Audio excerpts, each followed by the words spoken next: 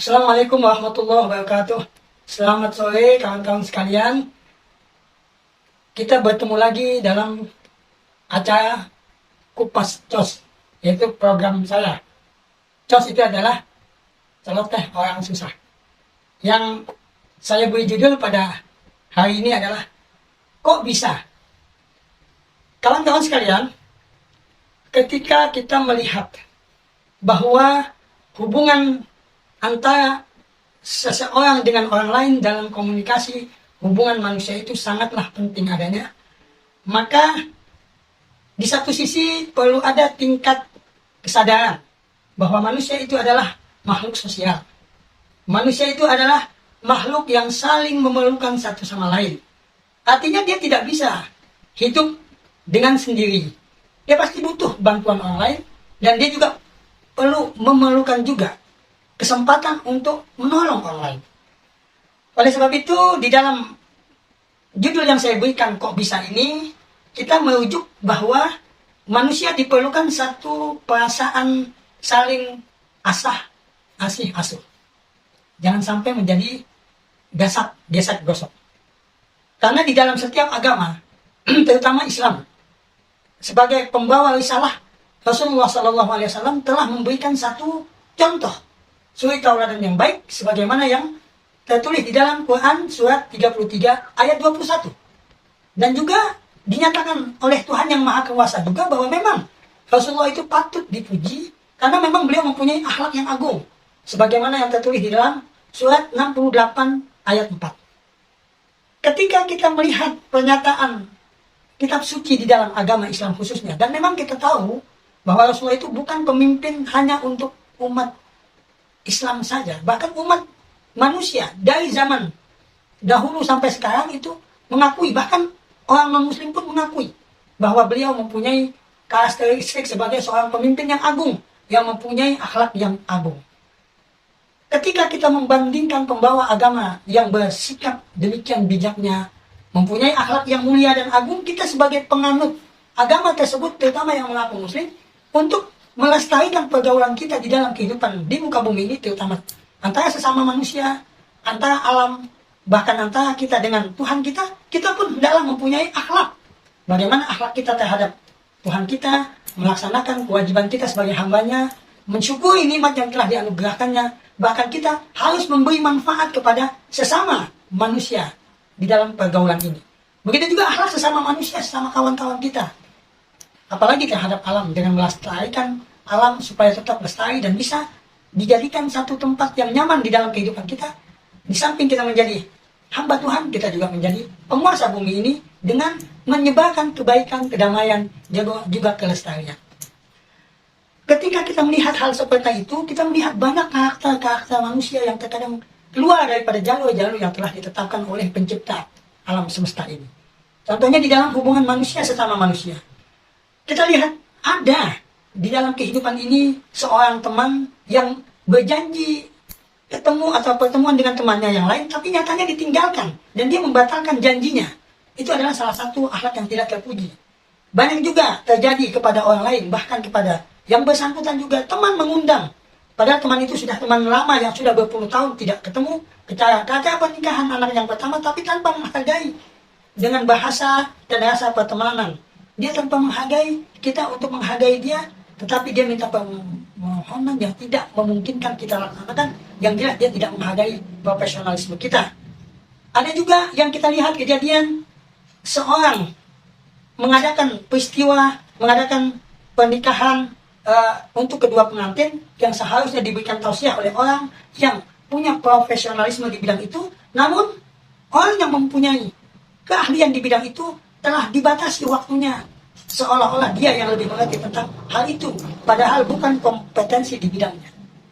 Banyak juga penghargaan tuan rumah kepada seseorang yang dihargai oleh tuan undangan tuan rumah itu, bahkan direspon oleh orang lain secara iri dan dengki karena tidak hormat kepada orang tersebut.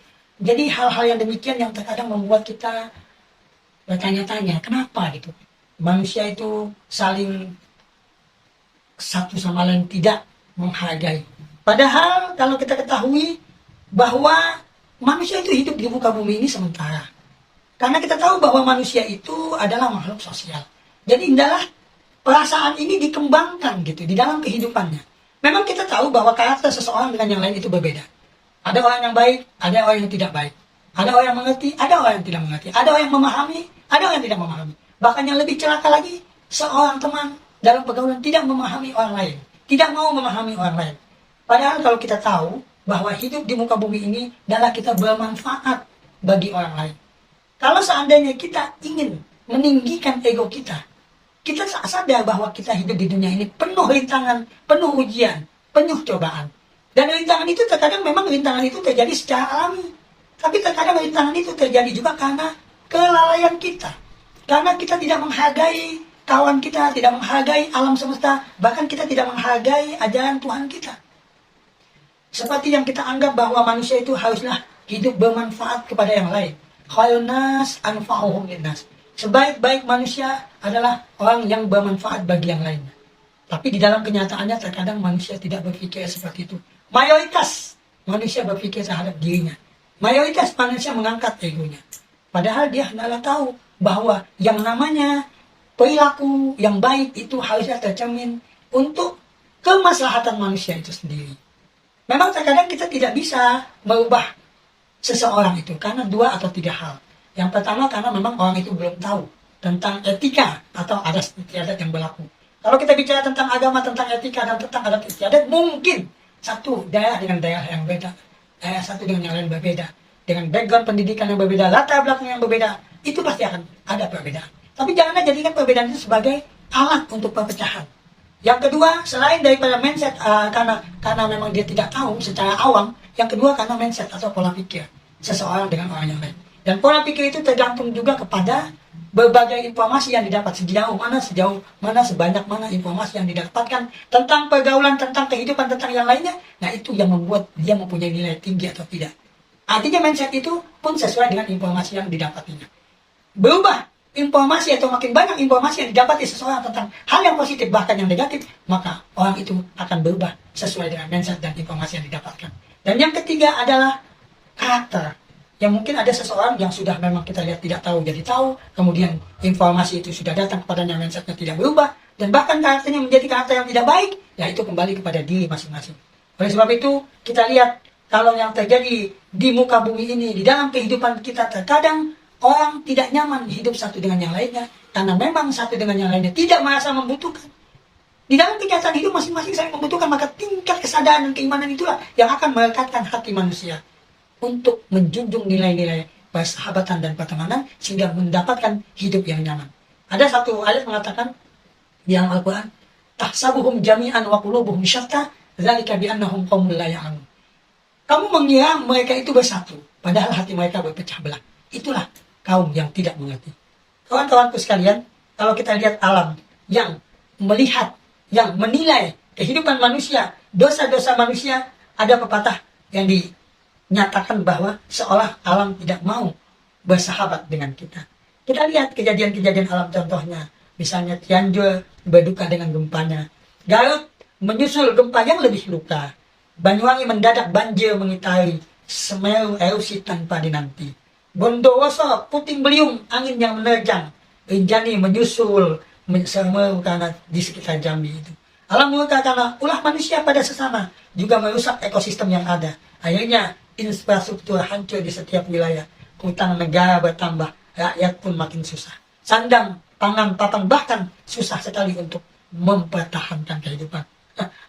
Kadang kita ketawa melihat tingkah laku kita. Kadang kita juga merasa bahwa itu pelakunya kita gitu. Maka dengan demikian, hendaklah kita sadar bahwa kita jangan sampai menjadi orang yang mensia-siakan nilai kehidupan ini. Bahkan kita harus bermanfaat bagi diri kita, bagi keluarga kita, bagi masyarakat kita, bahkan bagi agama kita. Bagaimana caranya? Ya kita sendiri yang tahu. Karena pilihan ada di tangan kita, dan kemaslahatan itu yang kita butuhkan. Untuk diri kita, bahkan untuk sesama. Demikian, celoteh orang susah pada saat ini, mudah-mudahan bisa dijadikan inspirasi bagi diri saya sendiri khususnya, juga bagi kawan-kawan sekalian. Dan ingatlah bahwa ini adalah satu hal untuk saling memberikan masukan, bukan untuk menjatuhkan dan menghina orang lain. Demikian, terima kasih. Assalamualaikum warahmatullahi wabarakatuh.